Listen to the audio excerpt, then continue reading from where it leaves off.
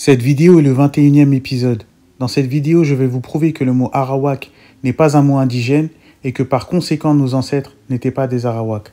En effet, le mot Arawak est un mot d'origine arabe qui ressemble à s'y méprendre à Irak.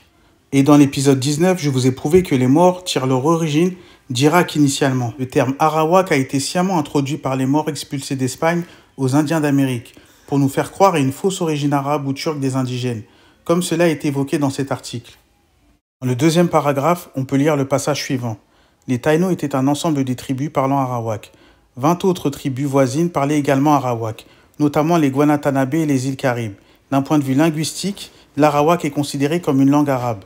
Ici, il est dit que l'arawak est du proto-arabe, donc de l'arabe ancien.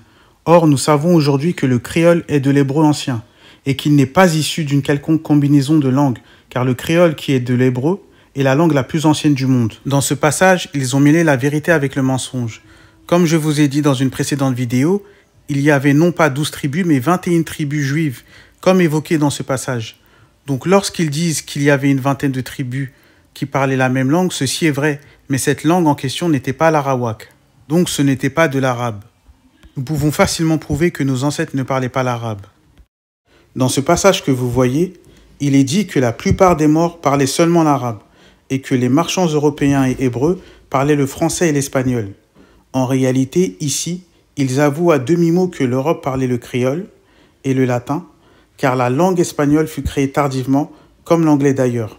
Les Ottomans, qui sont également des Maures, parlaient aussi en arabe, comme vous pouvez le voir ici, et tout leur système administratif était également en arabe. Dans le livre intitulé « Christopher Columbus » par Anna Abraham, on peut lire le passage suivant. « Les indigènes embrassent les pieds des Espagnols que l'on croit venus du ciel et leur offrent des cadeaux.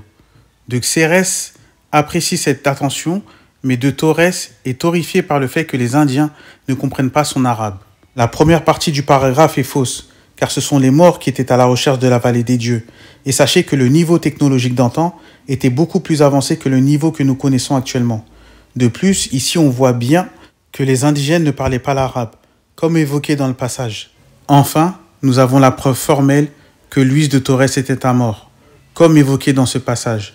Durant le premier voyage de Colomb, il avait à ses côtés un Maure, comme navigateur, Luis de Torres. Cette vidéo touche à sa fin, et sachez que nul ne peut combattre la vérité.